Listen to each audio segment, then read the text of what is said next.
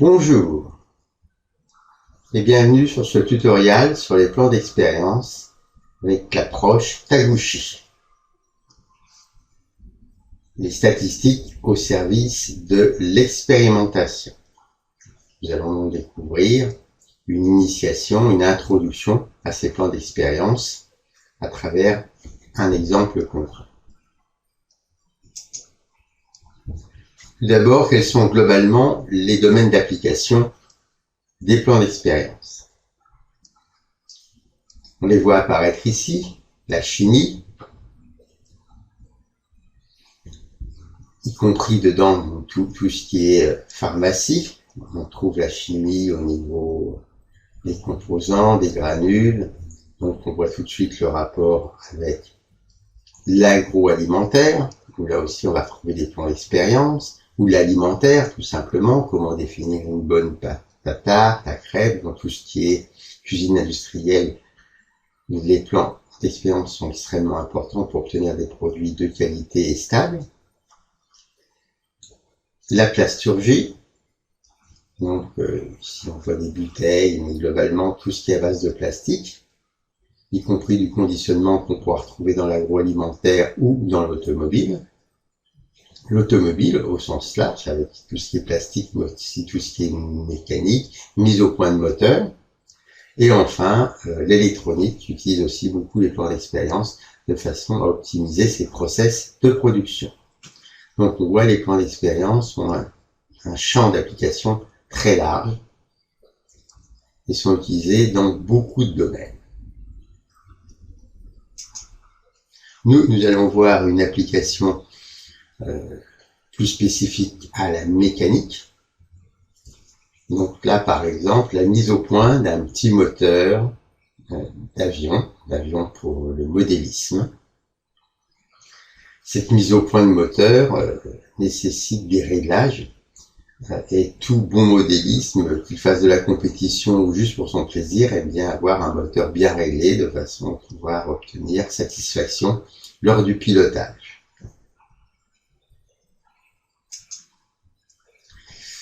Donc, comment va se placer un plan d'expérience? Tout d'abord, il faut un objectif et des gens qui puissent connaître ce domaine. Donc ici, le modélisme, on va donc réunir un ensemble de personnes, donc par exemple tous les membres du club de modélisme, de façon à définir dans un premier temps les réponses attendues, c'est-à-dire qu'est-ce qu'ils estiment, comment ils considèrent que le moteur est bien réglé, qu'est-ce qu'un avion performe. Ils se réunissent et par exemple, la première chose qui est évoquée, c'est de dire, bah oui, un avion performant, c'est quand il peut emmener quelque chose, pour une petite caméra.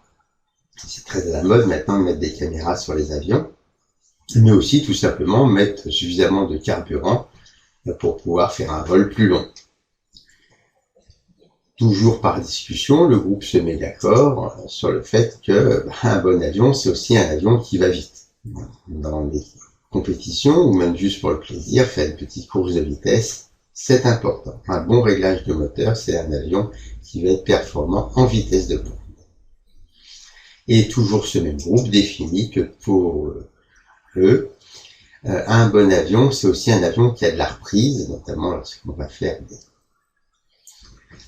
des compétitions où il y a des figures à faire, ben voilà, soit le moteur monte tout doucement en cadence, soit il monte rapidement en cadence. Et le fait de monter rapidement en cadence, c'est ce qu'on appelle de la reprise, est un élément important lors du pilotage.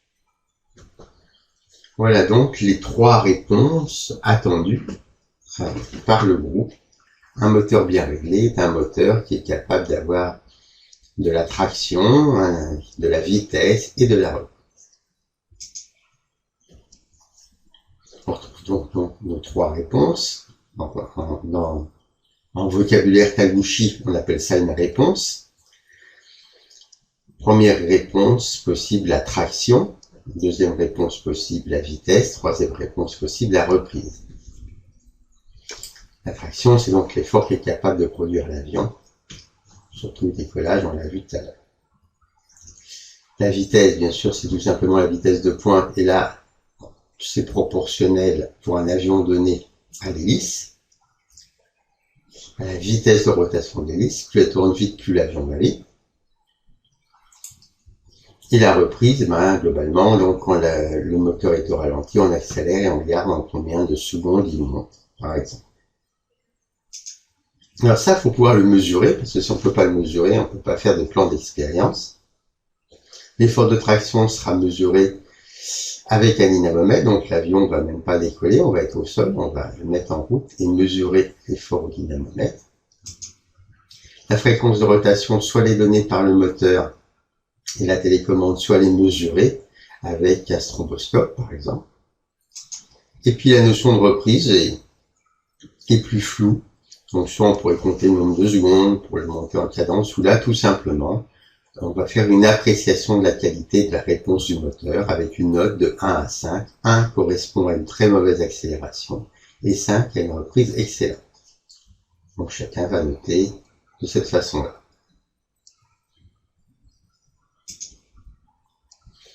Alors c'est pas fini, le groupe doit continuer à se réunir pour définir ce qu'on appelle les paramètres, ou en vocabulaire, plan d'expérience ou Tanouchi, les facteurs.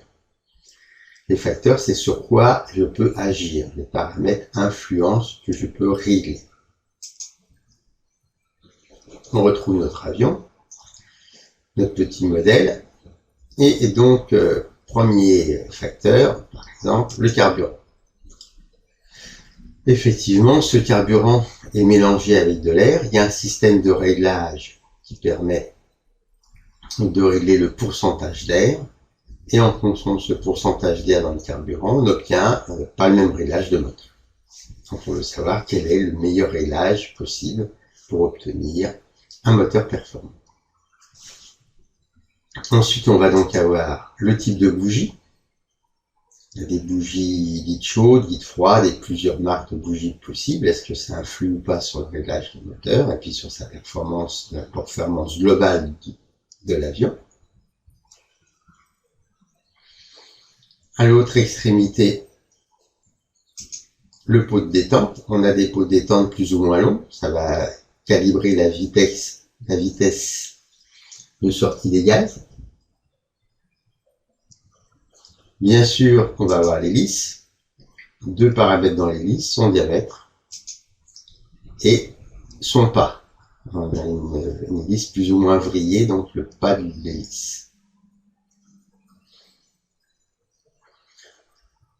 Ensuite, on a la pressurisation, on peut la mettre en place ou pas.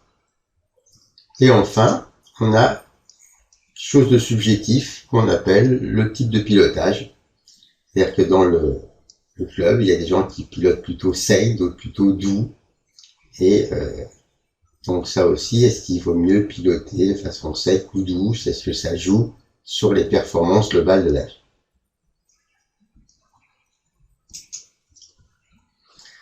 Notre plan d'expérience va donc combiner tous les facteurs, de façon à essayer toutes les possibilités.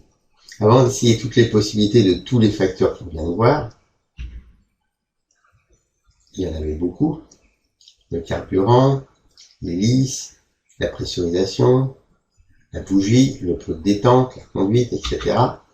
On va déjà regarder le principe d'un plan d'expérience dit complet sur 3 paramètres. Pressurisation, diamètre et pas. L'idée, c'est de pouvoir faire des essais, donc tous les essais possibles. Par exemple, je mets la pressurisation à ce qu'on appelle le niveau 1. Le niveau 1, ici, ça sera pas de pressurisation, on n'en met pas. Je peux, avec ça, combiner le premier diamètre, le niveau 1 du diamètre. Alors, le niveau 1 du diamètre, ça sera donc une hélice de 10 pouces de diamètre, et avec le pas, un pas de 4 pouces. Donc ici, j'ai pas de pressurisation, un petit diamètre et un petit pas. Si je veux faire un deuxième essai, il faut que je change des choses. Donc par exemple, je garde la pressurisation et le diamètre, et au lieu de mettre un pas de 4 pouces, je vais mettre un pas de 5 pouces. Donc on voit ici comment on alterne les niveaux. Ici, c'est la notation générale d'un plan d'expérience. Des 1 qui veulent dire la première valeur, des 2 qui veulent dire la deuxième valeur. Premier niveau, deuxième niveau. Et à chaque ligne, il faut qu'il y ait des changements. Ici, je garde la pressurisation, mais si je continue avec le diamètre 1, ici, j'ai fait toutes les combinaisons de pas. Donc maintenant, il faut que j'essaye un deuxième diamètre, le diamètre de 11 pouces. Et je peux recommencer avec le pas de 4 pouces, à nouveau, et j'alterne. On voit comment on va générer comme ça toutes les combinaisons possibles. Je reprends maintenant avec la deuxième option de pressurisation, c'est-à-dire j'en mets une. Petit diamètre, petit pas. Et ici, j'aurai bien sûr que des pressurisations à 2. Vous voyez, ici, on a fait tous les 1, maintenant on fait tous les 2. Et ici, toutes ces valeurs-là, je vais les retrouver tout simplement en bas. On finira donc par deuxième niveau de pressurisation avec deuxième diamètre, le 11, deuxième pas, le 5. Si vous regardez les documents qui s'appellent plus plan d'expérience que Taguchi, quand on a deux niveaux, ici deux possibilités à chaque fois pour chaque paramètre, chaque facteur, vous verrez apparaître des moins 1 et des plus 1. Moins 1, plus 1, plus 1, moins 1, plus 1. Donc la notation moins 1, plus 1 est très efficace d'un point de vue mathématique quand on n'a que deux niveaux. Et comme en mécanique, on fait aussi des essais à 3 ou 4 niveaux, de toute façon, il faudra passer cette notation niveau 1, niveau 2, niveau 3, niveau 4. Donc c'est pour ça que dans l'approche Taguchi, dès le départ, on appelle ça le niveau 1 et le niveau 2. Alors on reprend notre plan et puis on va tout simplement mettre les vraies valeurs pour que ce soit beaucoup plus parlant, parce que de 1 et des 2, c'est un petit peu abstrait. Voilà, donc le 1, c'est sans pressurisation. Le 2, c'est avec. Diamètre 1, c'est du 10. Diamètre 2, c'est du 11. Le pas de 1, c'est du 4. Et le pas niveau 2, c'est du 5. Donc voilà les 8 essais qui vont être faits. Si on veut un plan dit complet, on a fait toutes les combinaisons possibles. Alors, ce nombre d'expériences pose un problème. Problème des plans complets, le nombre d'expériences. Ici, on avait 3 paramètres et on avait besoin de 8 expériences pour faire toutes les combinaisons possibles. Donc là, on va prendre notre calculette. Et puis, on va tout simplement appliquer une formule que les mathématiciens connaissent bien, qui nous donne le nombre d'essais nécessaires en fonction du nombre de niveaux et du nombre de facteurs. Donc, le nombre d'essais, c'est le nombre de niveaux. Précédemment, on avait 2 niveaux. Et le nombre de facteurs, on avait 3 facteurs. Donc, ça sera 2 puissance 3. On prend notre calculette et puis on regarde combien fait 2 puissance 3. Si vous utilisez la calculette, n'oubliez pas de la passer en mode scientifique pour avoir accès à la touche puissance, ici, x puissance y. Une autre façon de le dire, mais c'est exactement la même formule, le nombre d'essais à faire, c'est le nombre de valeurs, j'ai 2 valeurs à chaque fois, en 10 pouces et 11 pouces, à la puissance le nombre de paramètres. J'avais 3 paramètres. Donc on voit que niveau, valeur, facteur, paramètre, tout ça, c'est des mots qui veulent dire la même chose, ça dépend uniquement du contexte et des habitudes. Donc le plus simple, 2 valeurs de paramètres, ça nous donne 4 essais. 3 valeurs pour 4 paramètres. Donc au lieu de prendre que 2 valeurs comme on l'a fait précédemment, donc une bougie chaude, une bougie froide, ou une roue, une hélice de 10 pouces ou une hélice de 11 pouces, on a par exemple 3 valeurs. On a une hélice de 10 pouces, de 11 pouces ou de 12 pouces. Au niveau des bougies, on a plusieurs marques. On peut avoir facilement plusieurs valeurs. Donc dans ces cas-là, on va prendre 3 valeurs, 3 possibilités d'hélice. Pour 4 paramètres, on avait vu tout à l'heure, de toute façon les paramètres on en a pris 3, mais nous on en aura plus. On peut passer à 4, 5, 6, 7, 8 paramètres. Donc déjà avec 4, ça nous fera 81 essais pour faire un plan complet. Là déjà, il y a pas mal d'essais à faire. Si maintenant on prend un grand classique, traité par Taguchi, 2 niveaux pour 7 paramètres. Si je veux faire tous les essais, 2 puissance 7, en utilisant la petite calculette, ça va me donner 128 essais. Or, on va voir que grâce aux statistiques, grâce à l'approche des plans d'expérience qui a utilisé Taguchi, Taguchi utilise la méthode des plans d'expérience, mais l'a adapté à un contexte industriel. Il faudrait 128 essais, alors qu'avec Taguchi, 8 essais vont suffire. Alors évidemment, on a aussi le cas général. Là, par exemple, un état de surface dépend de plein de paramètres, l'état de surface, la vitesse, donc ça c'est l'usinage. Supposons par exemple qu'on ait plus de 30 paramètres, et que sur chaque paramètre on essaye que 2 valeurs différentes, deux avances, deux vitesses de rotation, pour 31 paramètres, 2 puissance 31, pour tout tester juste sur 2 valeurs, ça demande plus de 2 milliards d'essais. 2 milliards 147 millions 483 648 essais pour tester parmi 31 paramètres quels sont les meilleurs au niveau d'un réglage. Inutile de dire que c'est très long et très cher à mettre au point. Alors donc ces plans qu'on va utiliser ne seront pas des plans complets, mais ce qu'on appelle des plans fractionnels. Taguchi les utilise aussi. Ça va nous permettre de diminuer le nombre d'essais. On voit ici, par exemple, le nombre de facteurs sur cette table. Alors, le document est ici en anglais. La plupart des logiciels de plan d'expérience sont en anglais. Là, vous voyez le vocabulaire utilisé. Les essais, c'est des runs. Les plans d'expérience, ici, c'est DOE, Design of Experiments. Voilà, les facteurs. Et donc, ici, on est sur des 2 niveaux, tous les levels. Et ben, on voit que, par exemple, pour 8 essais, et ben, on peut tester 3 paramètres, c'est ce qu'on a vu tout à l'heure, voilà. Mais on peut aussi tester 4 paramètres, 5 paramètres, 6 paramètres, 7 paramètres.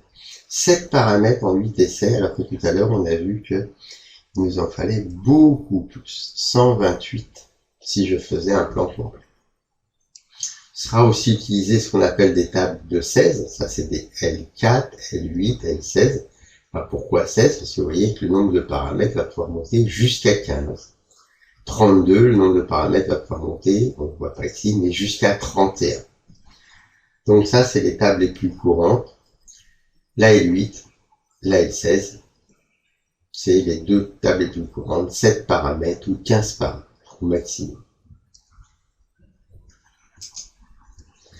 Donc voilà comment Taguchi présente ces tables.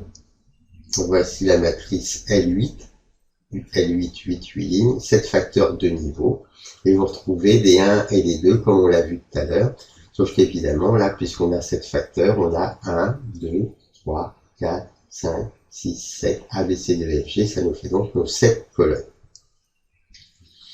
Il existe aussi, on a vu d'autres matrices, par exemple la 31 facteurs, comme on l'a vu tout à l'heure, voilà les essais. Donc ça paraît énorme, mais n'oubliez pas que si on ne fait pas cette méthode-là, il faudrait faire plus de 2 milliards d'expériences. Donc 32 expériences, ça paraît beaucoup, mais c'est moins que 2 milliards. Et puis une autre matrice que l'on pourra utiliser souvent en mécanique, une N9, c'est 4 facteurs sur 3 niveaux. Donc, on a vu aussi tout à l'heure ce que ça donnait, 4 facteurs sur 3 niveaux. On est ici avec seulement 9 essais, ce qui est très raisonnable.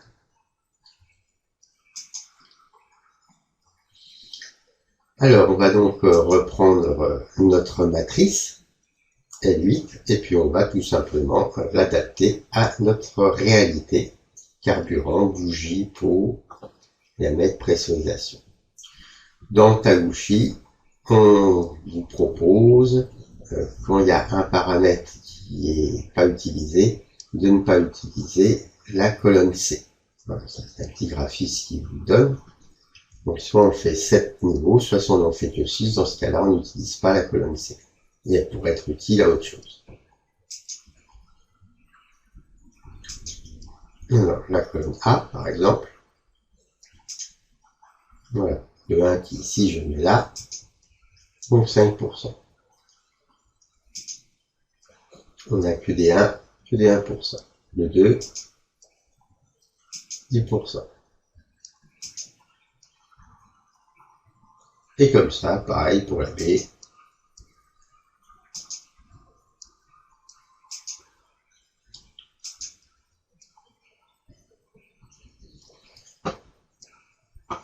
On pourrait continuer pour mettre froid ici. La C donc est mise de côté puisque je ne l'utilise pas. Et puis ensuite on arrive sur la D pour le pot d'échappement. La D, on voit le pot d'échappement, c'est niveau 1, niveau 2, etc. 25 mm de longueur de pot d'échappement. Et 120 pour niveau 2. Et on alternera comme écrit ici. Passons directement à la colonne G. 1, 2. On remplit comme ça l'ensemble du tableau avec les données de façon à avoir un tableau qui est beaucoup plus parlant, mais le tableau Taguchi nous sert de base. Alors, une fois que cette expérimentation est préparée, les 8 essais avec mesure, il faut passer à la pratique. Donc, régler le carburant à 5%, 10%, etc. Et on va faire les mesures. Et nous intéressons dans un premier temps à la réponse observée sur le dynamomètre, donc l'effort. Et voilà ce qu'on a obtenu au premier essai 20, deuxième essai 20, troisième essai 20, 21, 26, 21, 24, 28. Donc 8 essais avec 8 efforts mesurés au dynamomètre. Il va falloir maintenant les rentrer dans ce qu'on appelle la réponse. Il va falloir rentrer tout ça dans un logiciel capable de faire le traitement. Les logiciels qui font le traitement, donc il y en a plusieurs sur le marché, c'est donc des logiciels qu'on appelle DOE, puisqu'ils sont c'est des logiciels de statistiques, mais spécifiques au plan d'expérience. Donc DOE, c'est l'initiale anglaise. Et il y a aussi des tableurs qui sont dédiés, qui permettent de faire des calculs liés à une table. Donc ici un tableur qui permet de faire la table L8. Donc dans ce logiciel, on saisit toutes les valeurs, le plan d'expérience et les résultats, les réponses. Et le logiciel nous traduit ça en petits schémas. On voit ici carburant 1, carburant 2, donc carburant niveau 1, carburant niveau 2, bougie niveau 1, bougie niveau 2, pot niveau 1, pot niveau 2. Donc chaque petite droite correspond à un paramètre, à un facteur. Et à gauche, on a niveau 1 et à droite, on a le niveau 2. Et ça jusqu'à la fin. Donc on a la moyenne. Et par rapport à cette moyenne, on voit bien qu'à chaque fois, il y a des points plus hauts ou des points plus bas. Le principe, c'est de regarder déjà dans un premier temps les effets les plus importants. L'effet le plus important, on voit, c'est le carburant. Comment on le sait? C'est soit la pente, c'est le plus pentu, c'est le plus grand dénivelé. 1, 2, 3, 4, 5 carreaux et demi de hauteur. C'est donc lui le plus important. C'est lui qui influe le plus sur la réponse. Ici, on a la réponse en hauteur. Donc, qui peut monter jusqu'à 23 newtons. Ensuite, là, on va retrouver celui-ci. 1, 2, 3, 4, 5. 5 carreaux de haut. Donc, c'est le diamètre de l'hélice. Après, on voit bien qu'on a celui-ci. Donc, qui est la longueur du pot. 1, 2, 3, 4. 4 carreaux de haut. Les autres sont nettement moins importants. Alors, sur le plus important, on a le choix entre prendre le point le plus haut et le point le plus bas. Ici, c'est bigger is better, c'est-à-dire on cherche le plus gros, on veut le plus grand effort de traction. Donc, on va choisir le point le plus haut pour le paramètre le plus important. Il nous faut donc utiliser le carburant position 2, c'est-à-dire 10% d'air. On passe ici au deuxième, à l'hélice. Là aussi, je prends le plus haut, qui correspond donc à la plus grande des hélices, diamètre 11 pouces. Et maintenant, pour le pot d'échappement, là aussi je prends la plus haute. Alors on voit qu'ici la plus haute était à droite, c'était le niveau 2. Alors qu'en revanche, pour le pot, la plus haute c'est le niveau 1, celle qui est à gauche. Donc ici je vais prendre un pot de 25 mm de long, un pot court. Et on peut bien sûr continuer de la même façon avec les autres paramètres, moins influents mais qui influent tout de même. Le problème, ça va être le choix de la bougie. Alors pourquoi le choix de la bougie? Là, il faut faire un grand retour en arrière. C'est qu'on a vu qu'il y avait une des colonnes qui n'était pas utilisée. Et cette colonne qui n'était pas utilisée, la colonne C, sur ta bougie, peut être utilisée pour regarder l'interaction entre la première colonne et la deuxième colonne. C'est-à-dire que le groupe d'experts, comme ça a été omis au début de l'exposé, mais le groupe d'experts pense qu'il peut y avoir une relation entre le carburant et la bougie. Certaines bougies demandent beaucoup d'air et d'autres bougies ne demandent pas beaucoup d'air. C'est ça qu'on appelle une interaction. Donc le logiciel va nous permettre d'étudier cette interaction. Étant donné que c'est le carburant le plus fort, on va tout de même prendre comme choix le niveau de carburant 2. Et le logiciel nous donne un graphe d'interaction entre la colonne 1 et 2.